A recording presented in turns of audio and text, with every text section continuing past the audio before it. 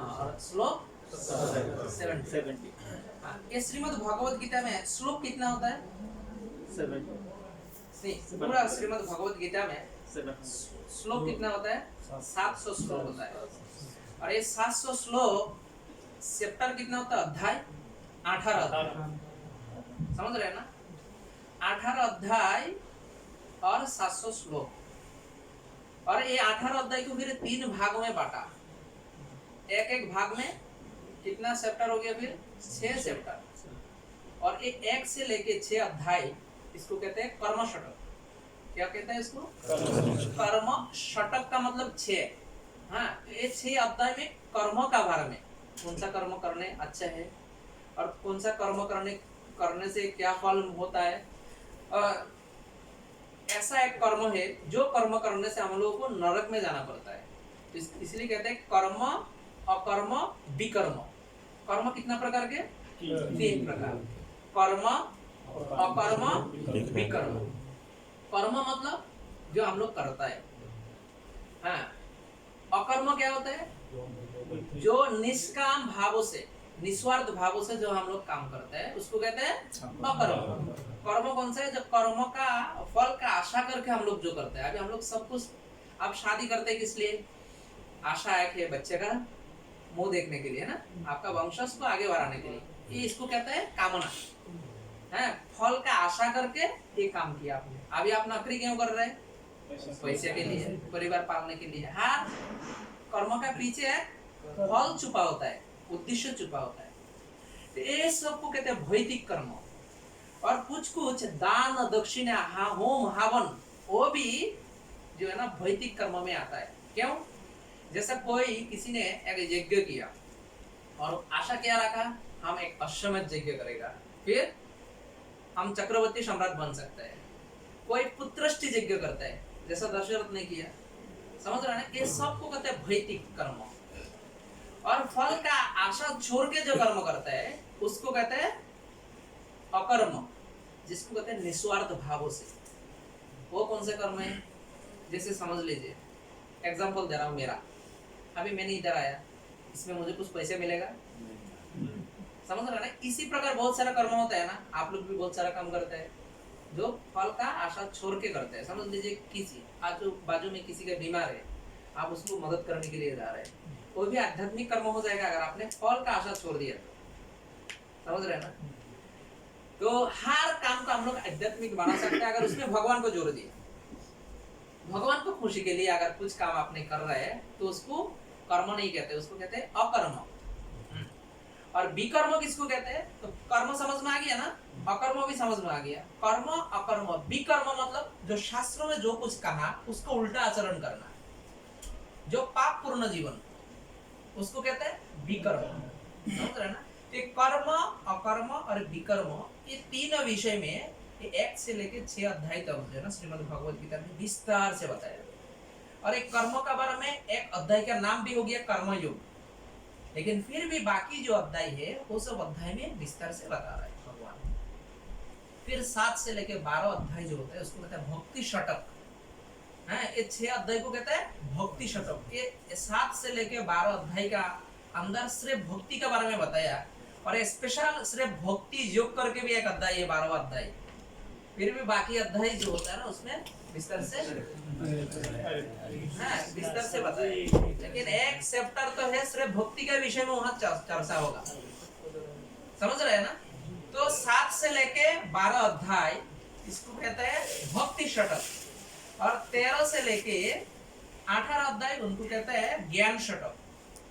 समझ रहे हैं ना? बाकी आखिर में जो 6 अध्याय है 13 से लेके 18 अध्याय तक उसको कहते हैं ज्ञान षटक। तो पहला अभी ये सब बात याद रखिए। श्रीमद् भगवत गीता का श्लोक कितना है? 700। याद हो गया ना? हाँ, कितना अध्याय है? 18 अध्याय।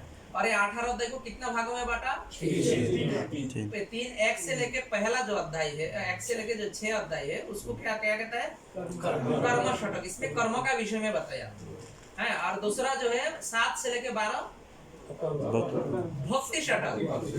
ठीक है, भक्ति षटक। और तीसरा जो आखिर में 13 से लेकर 18 तक ज्ञान षटक, उसमें ज्ञान का बारे में बताया। लेकिन ये जो 1 से लेके 6 अध्याय तक उसको क्या कहते हैं? कर्म षटक। ये कर्म षटक में जो चौथा अध्याय है उसका नाम है ज्ञान योग। उसमें भी ज्ञान का विषय में बताया। समझ रहे हैं ना?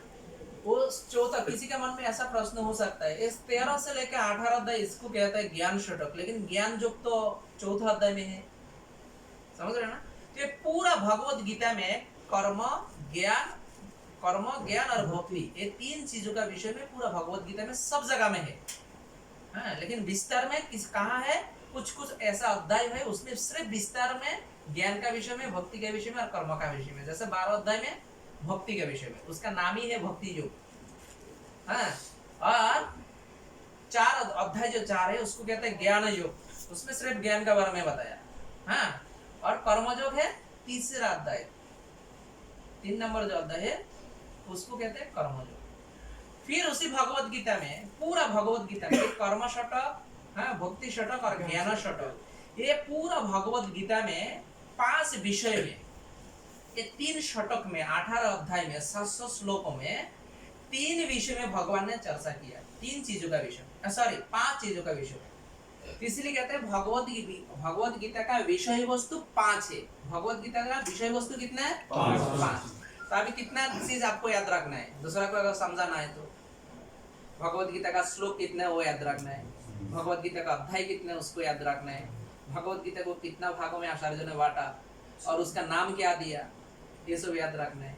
फिर ये पूरा भगवत गीता में भगवान 5 विषय में चर्चा किया, और इसीलिए भगवत गीता को कहता है भगवत गीता जो है ना, भगवत गीता का विषय वस्तु जो है ना 5 है।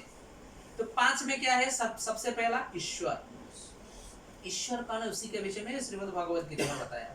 और इसलिए श्रीमद् भगवत गीता का जो 15 अध्याय है उसी का नाम है पुरुषोत्तम योग। भगवान श्री कृष्ण का एक नाम क्या है?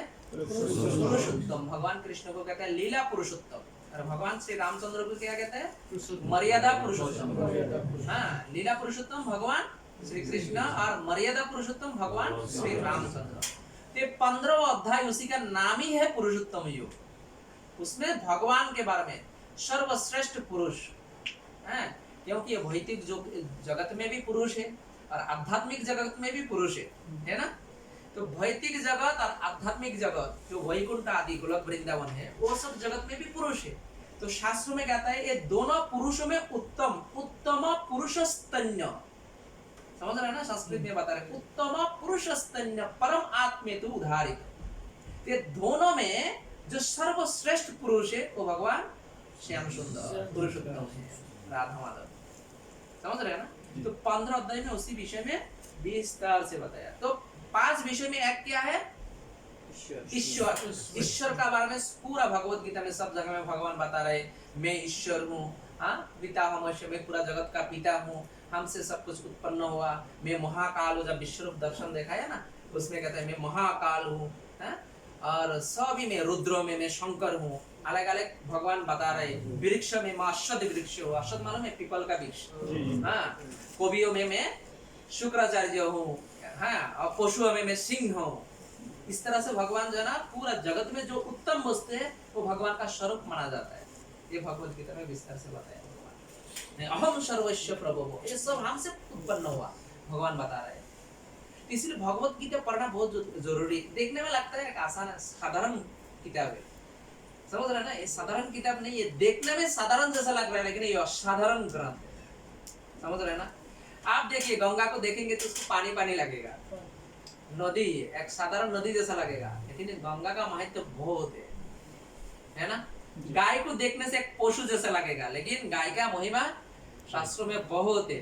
तुलसी का पौधा को आप देखेंगे तो एक पेड़ का तरह लगेगा, लेकिन एक पेड़ नहीं है। हाँ, गंगा को आप जो देख रहे हैं ना ये साधारण नदी नहीं है, गाय पशु नहीं है। इसलिए विवेकानंद, स्वामी विवेकानंद को पूछा आपका भारत में जब अमेरिका गए, विवेकानंद मालूम है ना? जब अमेरिका में गया तो उनको पूछा तुम्हारा भारत में सब कौन से पशु का दूध सबसे ज्यादा विटामिन सबसे ताकतवर है? तो वो कहते हैं भैंस का, है ना? भैंस का दूध में बहुत ताकत है। तो फिर उन्होंने पूछा तो फिर गाय को तुम लोग क्यों पूछते हैं, क्यों पूजा करते हैं गाय को? भैंस का पूजा करो, इतना ताकत। तो उन्होंने जवाब क्या दिया? उन्होंने कहा तुमने पूछा कौन सा पशु, अरे गाय तो हमारा पशु, वो तो पशु नहीं, वो तो हमारा माँ है।